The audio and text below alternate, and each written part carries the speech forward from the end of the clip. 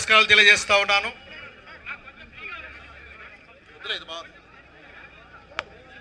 ఏం కాదులే చాలు అంటే మా వాళ్ళకి కనిపిద్దామని పక్కకు పోయినా. నేను ఒక 5 మాటలు 6 మాటలు ఎక్కువ పెద్ద ఉపన్యాసం నాకు లెక్క పెట్టబాకండి, ఎందుకంటే పెద్దలు ఉన్నారు ఇక్కడ, వాళ్ళు మనకి విషయాలు చెప్తారు. దాంతోపాటుగా మన నాయకుడు,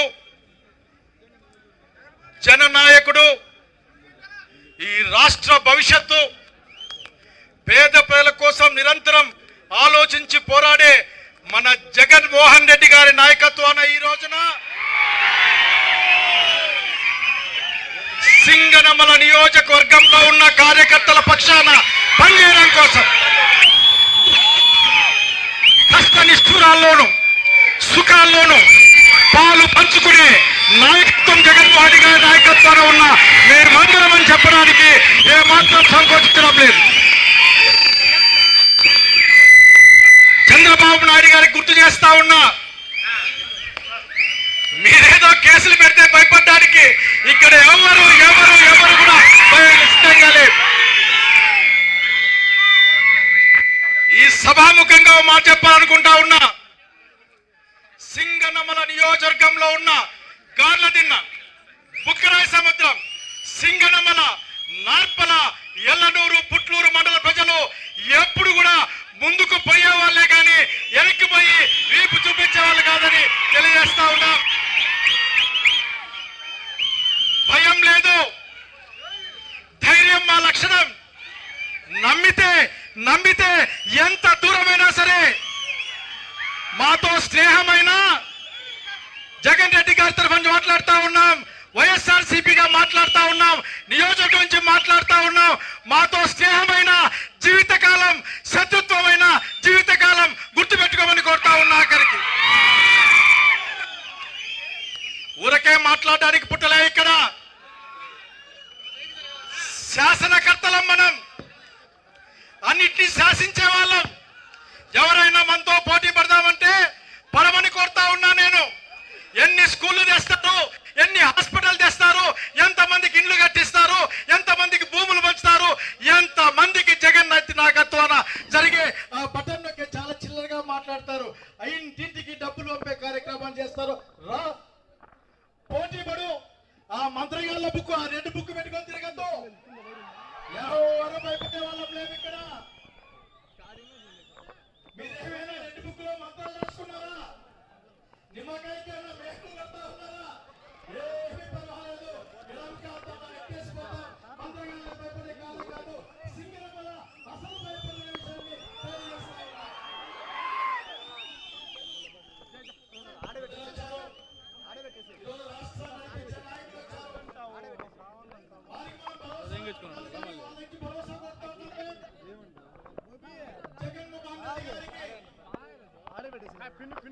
రాజశేఖర్ రెడ్డి కుటుంబ పట్ల మాకున్న గౌరవం,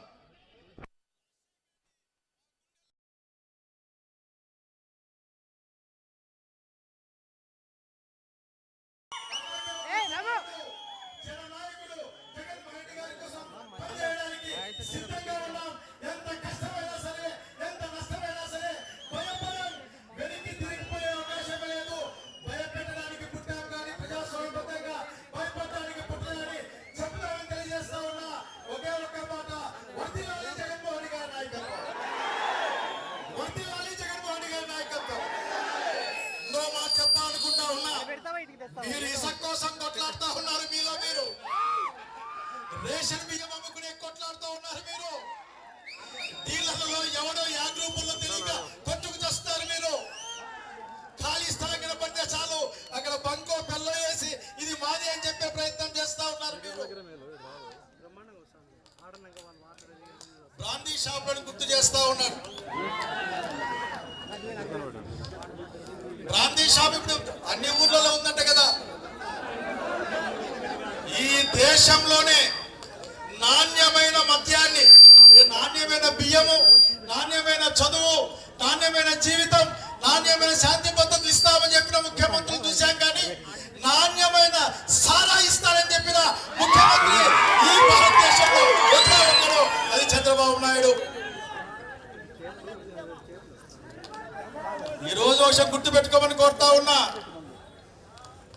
ధర్మం ధర్మం అంటే సై మేము ధర్మమే, న్యాయం న్యాయం అంటే సై మేము న్యాయమే, దుర్మార్గం అంటే ఆ దుర్మార్గం యొక్క తాచుపాము కోరల్ని ఏ విధంగా పీకి నేల మీదకి శ్రేయాలో, ఆ దుర్మార్గుల్ని ఏ విధంగా కట్టడి చేయాలో, ఈ దుర్మార్గ పాలన నుంచి ప్రజల్ని మా కార్యకర్తల్ని ఏ విధంగా కాపాడుకోవాలో మాకు తెలుసు. జగన్మోహన్ గారి నాయకత్వాన ఇదే భరోసా. ఒకే ఒక్క మాట చెప్పాలనుకుంటా ఉన్నా.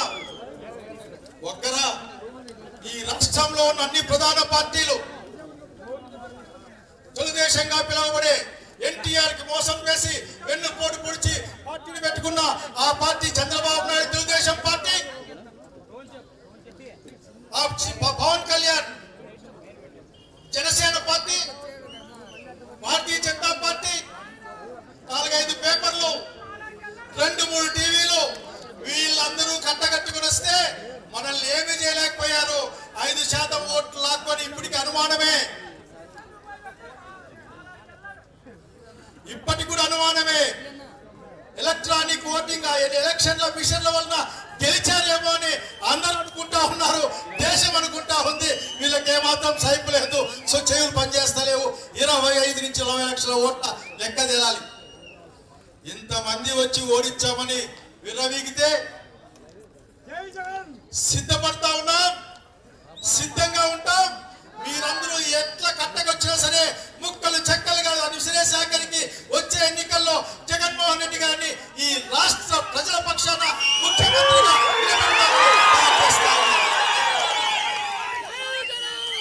జాగ్రత్త. ఇది హెచ్చరిక కాదు, ఒక వాస్తవాన్ని చెప్తా ఉన్నా. జగన్మోహన్ రెడ్డి మీరు అభిమానుడు అనుకుంటా ఉన్నారు. జగన్మోహన్ రెడ్డి అభిమాన్యుడు కాదు, వైఎస్ రాజశేఖర రెడ్డి కొడుకు జగన్మోహన్ రెడ్డి అర్జునుడు. పద్మ వ్యూహాన్ని ఛేదిస్తాడు. మీకు పరాభవం తప్పదు. ముఖ్యమంత్రిగా మా నాయకుడిని చూస్తాం.